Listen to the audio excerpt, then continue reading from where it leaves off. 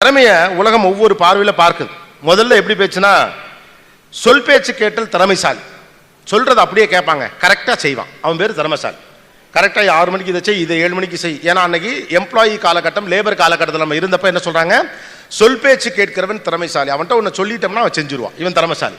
அடுத்தது சொன்னபடி நடக்கிறவன் திறமைசாலி. நான் சொன்னபடி அப்படியே ஃபாலோ பண்றவனுக்கு பேர் திறமைசாலி. 3வது கேட்டகரி அதுலேருந்து வளர்ந்தான், அதனடா சொல் பேச்சை கேட்டுட்டே வாழ்ந்தான், அதனடா புள்ள. சுயமாக சிந்திக்கிறவன் தான் திறமைசாலி அப்படின்னா. ஒரு கட்டத்தில் என்ன, இதனால அது மனுஷன் தானே, நீயா சிந்திக்க மாட்டியா, சுயமாக சிந்திக்கிறவன் திறமைசாலி அப்படின்னாங்க. அதுக்கடுத்து ஒரு கேட்டகரி வந்துச்சு, சிந்திப்பது மட்டுமன்று சுயமாக செயலாற்றும் அறிவு இருக்கிறவன் தான் திறமைசாலி. இன்னமும் கூட உலகின் பல நாடுகளுக்கு நீங்க போனீங்கன்னு வச்சுங்களேன், அப்பதான் தெரியும் நம்மலாம் எவ்வளவு பெரிய அறிவாளினே. மோட்டார் போட்டு விடுற வேலை ஒன்று இருக்கு, இன்னைக்கு இங்கேயும் இருக்கு, உலக நாடுகள் முழுக்க இருக்கு. நீங்க ஒரு வெளிநாட்டில் போய் பார்த்தீங்கன்னா நம்ம அவங்கள தான் பயங்கர அறிவாளி அப்படிங்கிறோம். ஒரு விஷயத்தை ஒரு தடவையில் அவங்களுக்கு புரிய வைக்கவே முடியாது. நம்ம பசங்கள்ட்ட எல்லாம் 2 தடவை சொல்றதுக்கு தொண்டை தண்ணி வத்துதுங்கிறீங்களா, 100 தடவை சொன்னாலும் கரெக்டாக புரிஞ்சுக்க முடியாத அளவுக்கு தான் உலகத்தில் பல நாடுகள் இருக்கு.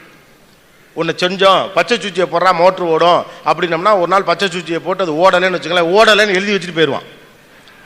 அதை பற்றி ஏன்னா சொல்படி கேட்டல், அவ்வளவுதான். அதுலேயே நம்ம வளர்ந்து இன்னைக்கு என்ன பண்ணியிருக்கோம், ஏன் பச்சை சூச்சியை போட்டால் ஓடலைன்னு டக்குன்னு பார்ட்ஸை கலட்டி பிரித்து வேலை பார்க்கக்கூடிய இடத்துக்கு நம்ம நகர்ந்து வந்திருக்கோம். அப்போ அடுத்து சுயமாக சிந்தித்தல். But what is the new era of talent? New era of talent என்ன? இந்த புதிய தலைமுறையினுடைய திறமை சார்ந்த குறிக்கோள் கோட்பாடு என்ன அப்படின்னா, கூட்டாக சிந்தித்தல், கூட்டாக செயல்படுதல். இதுதான் 2018 புதிய உலகம் திறக்க போகிற இந்த காலகட்டத்துடைய மிக முக்கியமான திறமை. டீமா கலெக்டிவா உங்களால ஜெயிக்க முடியுதா அப்படின்னு. ஏன்னா தனித்தனியாக ஒருவர் ஜெயித்தல் என்பது இனிமே சிரமம். அப்ப கூட்டாக இணைந்து செயல்படுவதற்கான அறிவு யாருக்கு இருக்கு, அந்த லீடர்ஷிப் ஸ்கில் யாருக்கு இருக்கு? இந்த கான்டெம்பரரி வேர்ல்டுல 4 மிக முக்கியமான விஷயங்களை திறமை என்று அடையாளம் காட்டுகிறார்.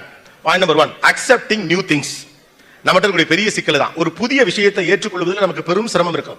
மாடர்ன் ஏஜ் பிசினஸ் குருக்கள், அல்லது நீங்க இன்னைக்கு ஒரு காலகட்டத்தில் மிகப்பெரிய சக்சஸ்ஃபுல்லான மனிதன், பெரிய பணக்காரன், மிகப்பெரிய தொழில் முனைவோர், மிகப்பெரிய தொழில் சிந்தனையாளர் சொல்றவனுக்கு எல்லாம் பாத்தீங்கன்னா 65 வயசாவது இருக்கும் மினிமம்.